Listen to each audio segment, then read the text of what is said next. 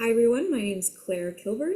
I am from Alliance Service Dog Training, and I am based in Toronto, and we specifically help owner trainers with their own dogs through private lessons, group classes, and board and train. Okay, I'm Sharon Waxler. I'm the owner of At Your Service Dog Training. We are based in Western Massachusetts, but we do online training as well as in person, so we cover pretty much the whole United States. And we do online group classes and lessons and board and train, specifically also for people who are training their own service dogs, as well as helping people select the right dog to train. And I have been involved in owner training service dogs since 1998 when I started training my own first service dog for myself. And it's sort of been my passion ever since then.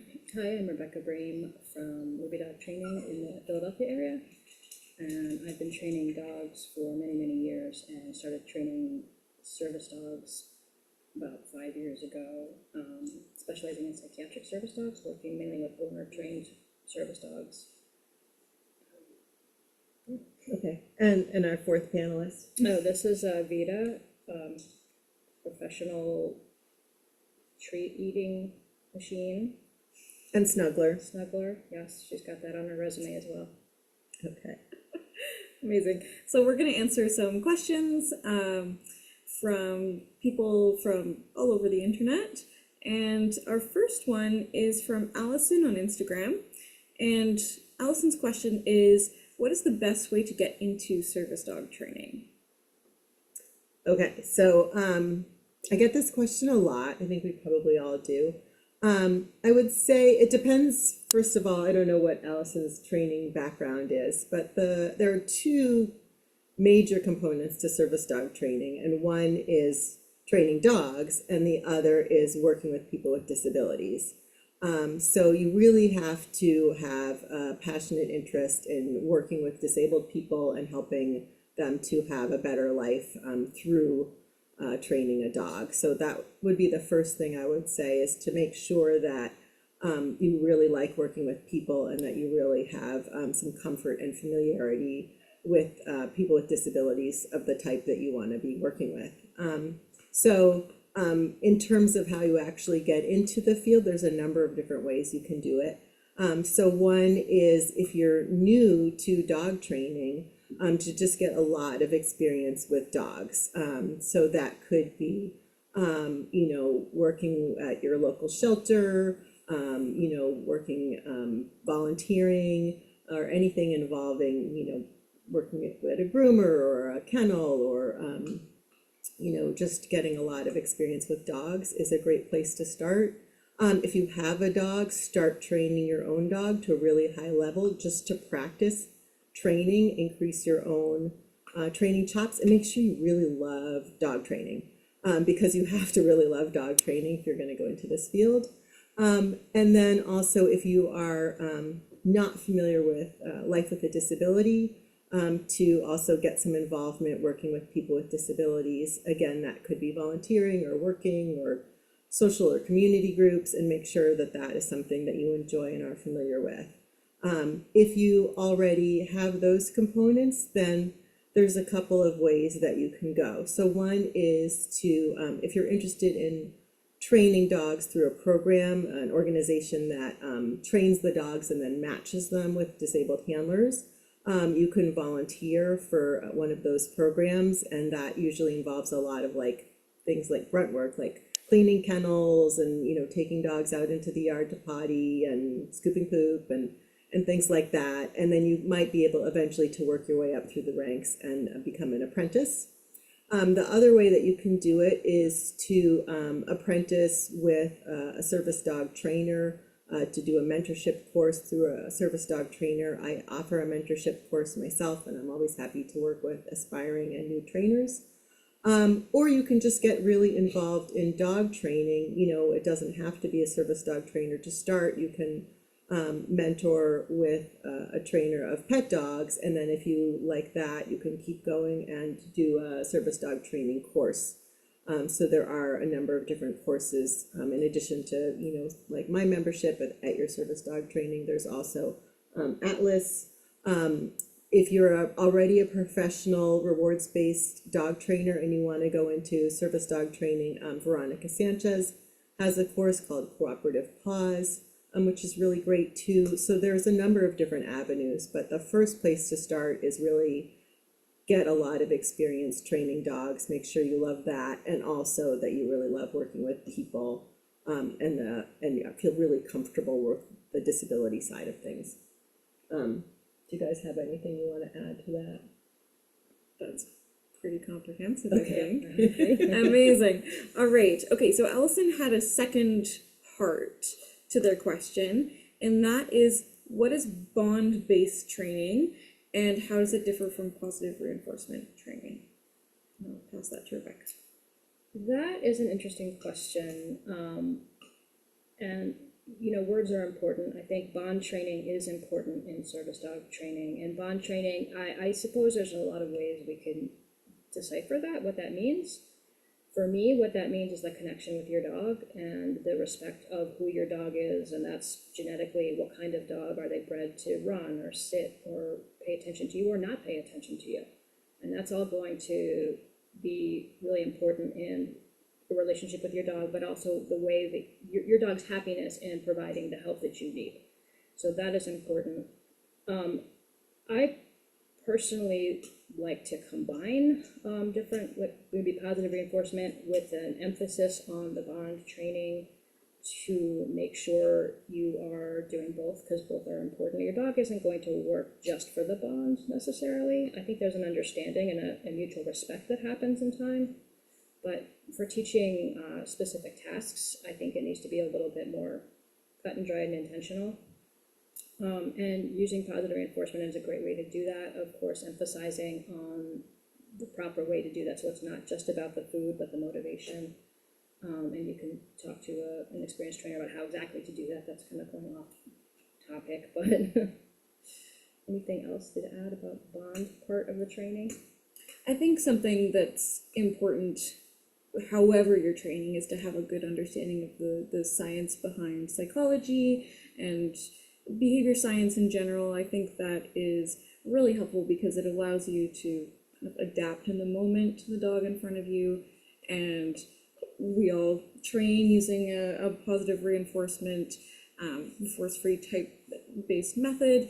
And there's a lot of people who might use different words to mean different things, but when it all comes down to it, the science behind it all is all the same. So if you have a good understanding of the science, then you can define your words pretty much however you like. Yeah, I'm so glad that you brought that up about the positive reinforcement, because when we got this question, we were all like, what does she mean? What is bond-based training? We looked it up, and there's so many buzzwords out there in the dog training world, and people use different words to mean different things, and we were all a little bit nervous about, like, is bond-based training the same as, like, buzzwords that sometimes are used to mean, sort of dominance types of training, which it sounds like it's not. But if you are going to work with a trainer who says they use positive reinforcement, definitely ask them, what do you mean by that? Because there's a lot of trainers now who might say they use positive reinforcement, and if you ask them what they mean, they say, oh, well, we praise the dog, but they're still using punishments, corrections. So it's I like what you said about finding out what the science is behind. Absolutely. And then also I would add to that whoever you work with as a trainer, make sure you get along with that person and you have the same values, because there's a lot of different ways to train within the same positive reinforcement parameters. So it's important to know what your values are and what you're looking for. Yeah. Trainer too. It has to be positive reinforcement for the human as well as the dog. Yes, for sure. Okay, so the next question is from Julie Wintraub, who is a trainer in New York City. And Julie says that she's a new service dog trainer, and she recently got an inquiry from a family who's interested in potentially training their dog to be a service dog for one of their children. There aren't a lot of specifics about the child in question here, their age, the disability, but they did mention that they want to explore the option of the dog going to school with the child. So Julie's wondering what would be topics to discuss with the family and what would be some kind of considerations about a dog going to school with a child. And this is something that I see fairly frequently through my business.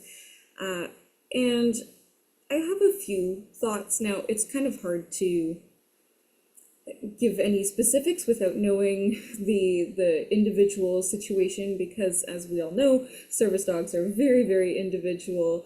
Anything from the task requirements to the public access requirements are very specific to the individual's case.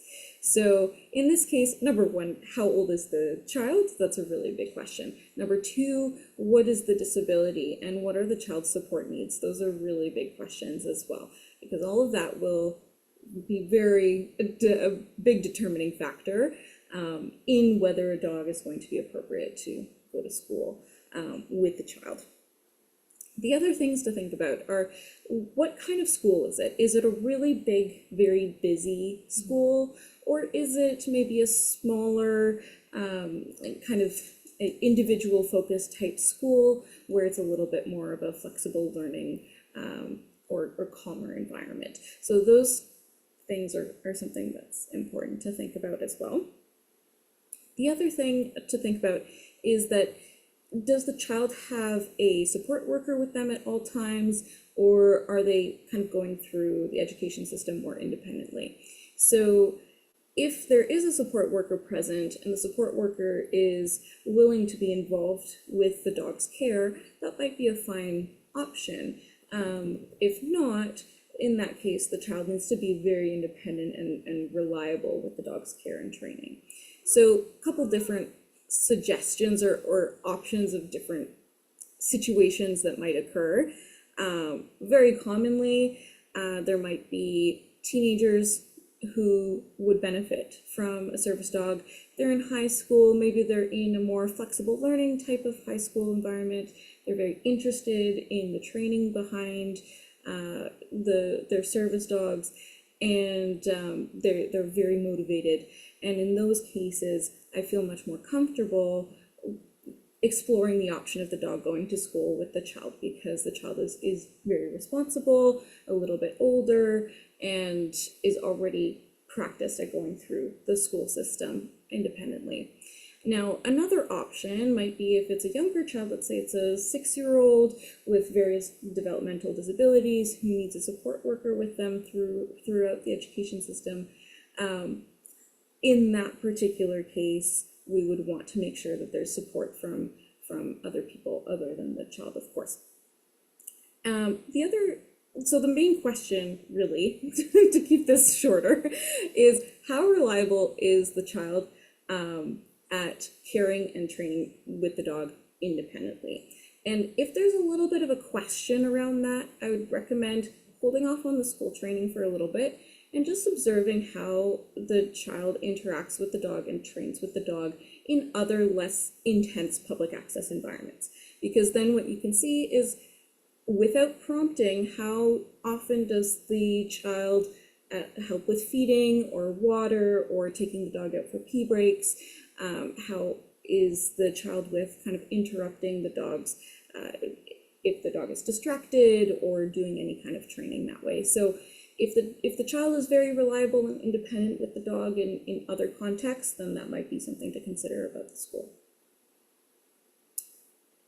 I would also point out that it doesn't necessarily need to be the entire school day that the dog is there. So sometimes if it's a challenging period or an after-school event or something in particular, the dog can kind of come to school for an hour, maybe come back. So that's another option. Again, if it's an appropriate situation and the child is old enough. Yeah, and I would also add, because I think the laws in Canada are different. I don't know. I don't know about those. But certainly in the United States, it is true that you cannot require you can't require a teacher or a teacher's aide or somebody employed by a public school system to provide any care for the service dog. So it either have to be that like Claire was saying, that the child or teen is able to manage the dog themselves, or that a parent or somebody that the family has hired is the handler for the dog and is coming to the school with the child and the dog. And I would also, like both my colleagues have said, I would start with doing stuff at home first. But if you're at all considering having your child bring a service dog to school, start speaking with the school system right away, to start discussing it with the administration and the teachers before you get the dog, if you're applying for a service dog, or if you're going to train your own service dog, because conflicts with school systems and school districts are really common, and the more you can do to get ahead of that and sort of lay the groundwork, the better. Totally agree. Yeah. Last bit about that, if you are having trouble discussing the option of a service dog with the school system, your trainer might have some extra information about the laws and be able to advocate with you throughout the process. So don't hesitate to ask your trainer about that process as well.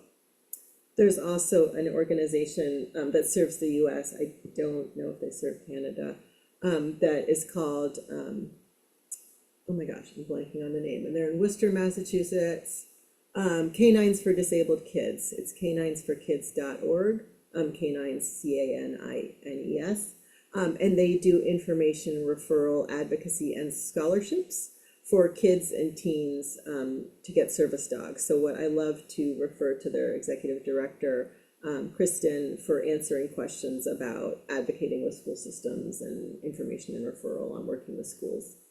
Amazing. That's a great resource. All right. The next question is from Nancy Friedman Smith of Good Dogs Training in Portland, Maine.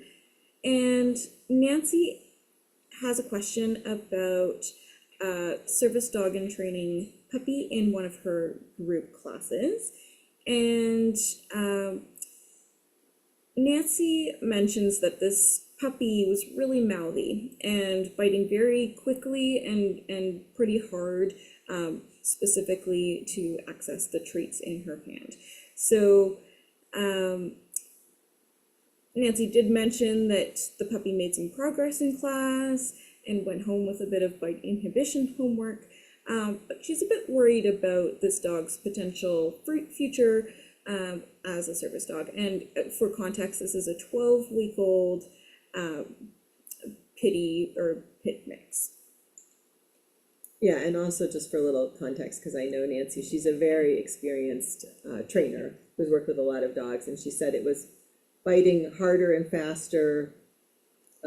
Never bit so hard. Never bit so hard and so fast. So just to put that in context, it's, because all puppies are going to do some degree of mouthing. So yeah. Right.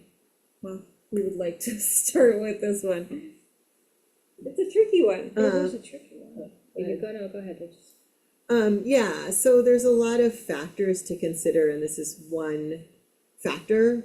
So we wouldn't make a determination right off the bat with this, but I would certainly be concerned, and I would say something to the client about my concern because of the dog's arousal level. Because a dog who's going to work out well for public access needs to be able to sort of go with the flow. And a dog who's showing that degree of difficulty controlling its mouth in class, and the way that they're expressing that with biting hard, isn't a good indicator for long term in terms of how that dog is going to grow up. When we see things in puppies, it's tricky because speaking of puppies, Claire's going to just go behind the couch. Her puppy is burrowing behind the couch right now.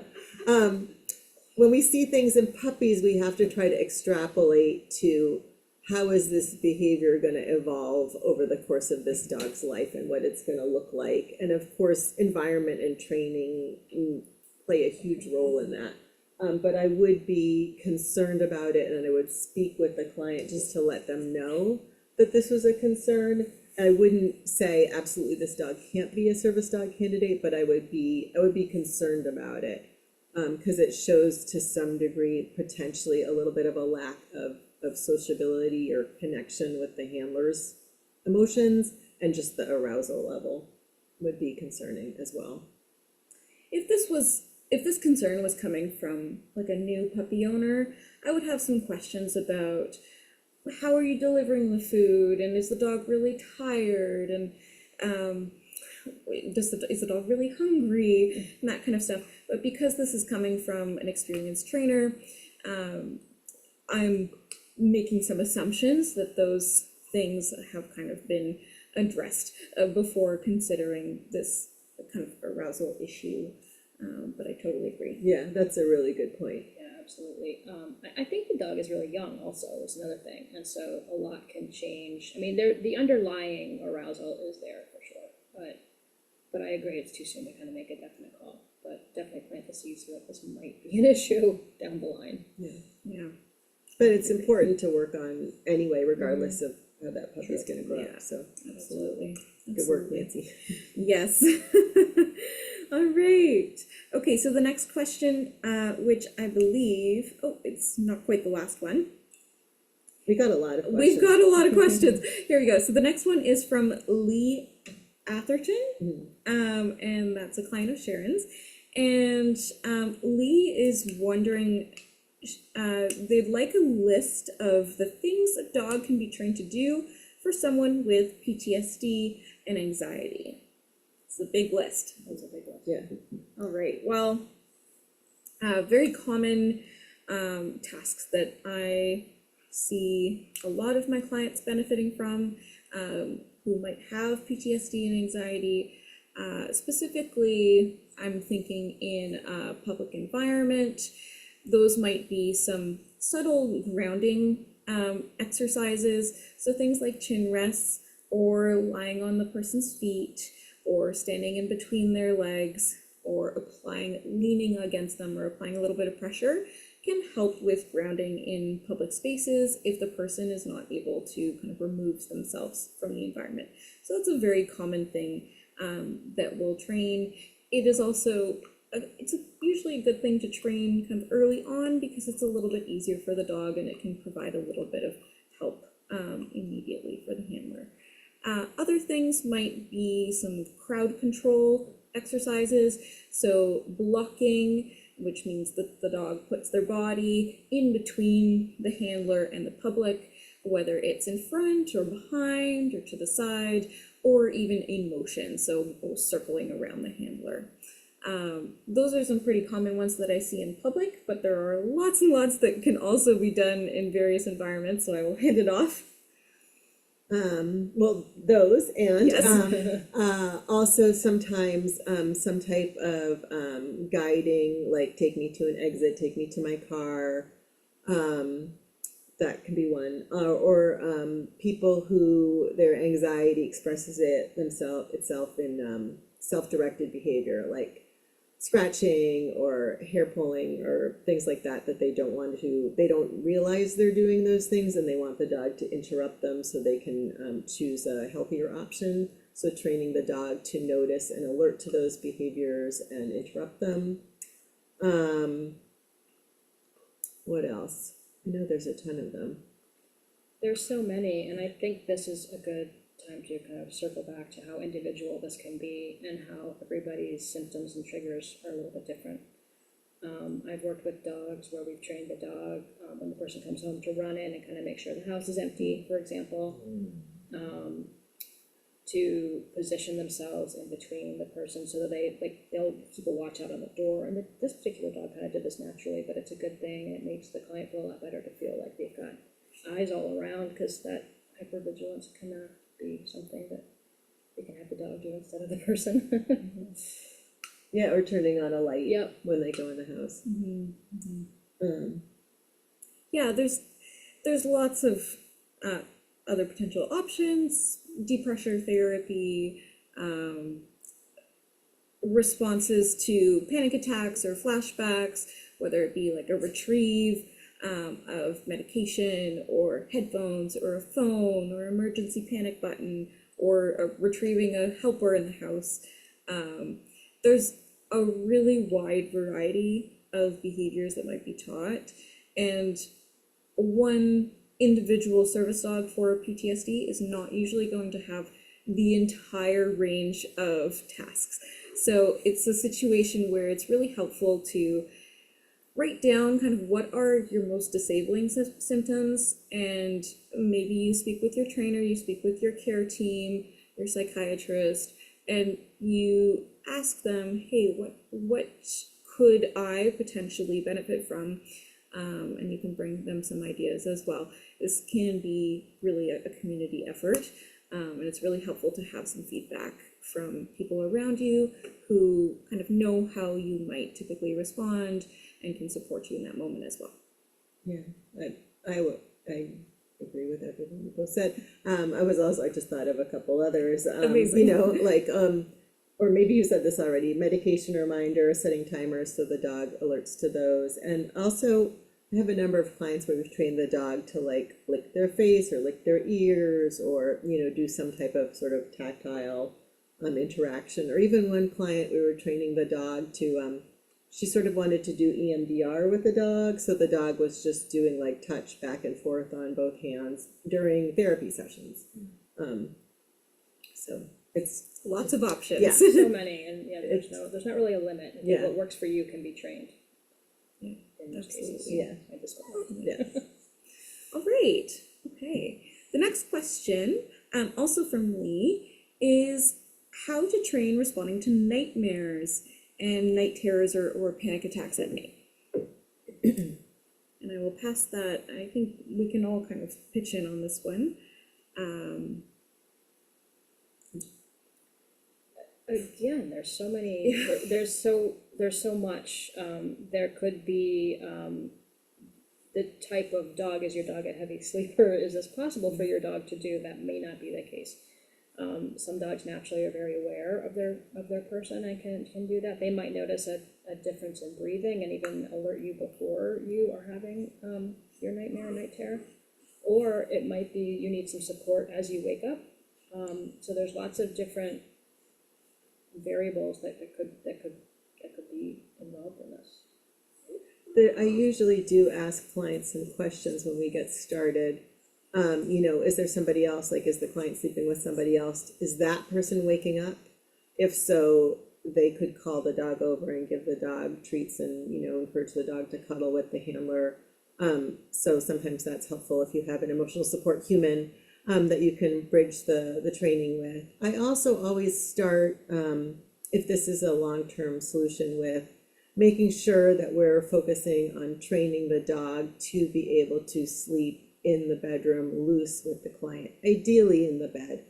But that depends on the needs of the handler and the dog, or the partner if they're sleeping in the bed too.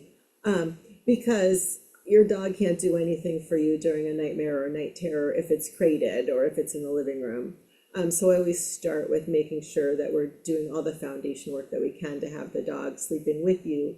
Because in my experience, and we were talking about this before we started, some dogs do just sort of do this naturally, but you have to lay the groundwork for that and have the dog like sleeping in the bedroom, you know, sleeping in the bed. If the dog is naturally starting to notice when the handler is waking up and coming over and comforting them, or waking them up themselves. I had a client I worked with who we trained a rough collie as a service dog, and she just started on her own, just interrupting and waking the handler up and cuddling with them. But we had, you know, done a lot to sort of, coming back to the bond-based training, they had a really good bond. And we had made sure that from a young age, she was good to be loose in the bedroom and sleeping in the bed with them. Super. From a very kind of practical tasking perspective, I tend to teach behaviors like turning on a light, and then offering kind of tactile stimulation like the licking the face, or deep pressure therapy if that's helpful for the particular client. Other things that can help, maybe turning on music, or turning on like a voice recording, or using a panic button that connects to kind of a support line. So there are kind of a number of things that might be helpful in the moment. Some people need water, some people need rescue medication. Again, this is something that it's really independent, and it's really dependent on what do you need in that moment. You might need an ice pack. You might need, and some people might feel comfortable retrieving those items themselves, and some people might not. So it's very dependent on the particular symptoms and the particular coping mechanisms that the handler is using. Generally, though, turning on a light is a pretty solid option. That's great. I love the bringing in the operant behaviors, the tasks and stuff. Yeah. All right. Okay, so here we go. All right. And the next question is also from Lee, and that is a question about balancing the having two service dogs. So one service dog is a little bit older, and then there is the successor service dog who's a little bit younger. And that does sound like a balancing act that needs a lot of care and attention. So I'll pass that over to Sharon. Yeah, so Lee is a client of mine, and the story is that she had a service dog named Shadow that we had trained together, and who was working. He's a great service dog, and then he very sadly got cancer.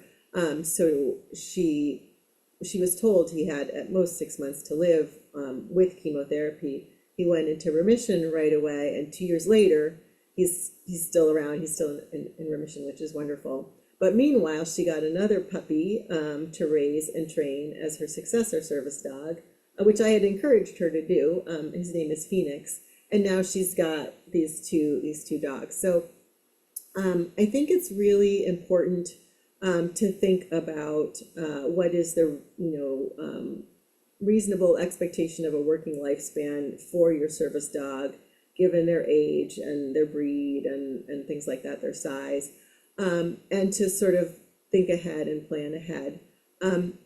If you have two dogs, if you have a working service dog and you get a second dog to raise and train, the benefits of that are that you are already getting the support that you need from your working service dog, and that dog can model for the younger dog. So I did this. My first service dog was Jersey. She was 8, I think, when I started.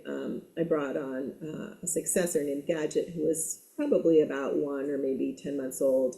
And it was great actually for me, because she was a wonderful model.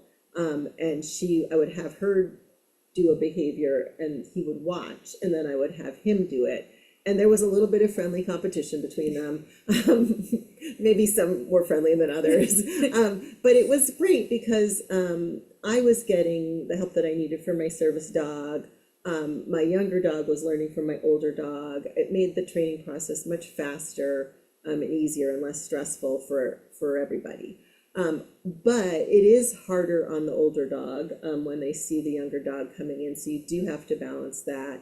It is a lot of work to provide the care that both dogs need, mentally, physically, enrichment, the relationship support, and all of the training. And that's complicated too. And of course, the expense and the time and all of that. So it's just some considerations as you're considering moving forward with this. But if you rely on having a service dog, it can be very difficult to go from having one to having no dog, and then trying to raise and train one from scratch when you're grieving your older dog. So that's why I really encourage people to think ahead about it. In terms of the balancing act, again, like we've said about so many things, it really has to do a lot with individual variation.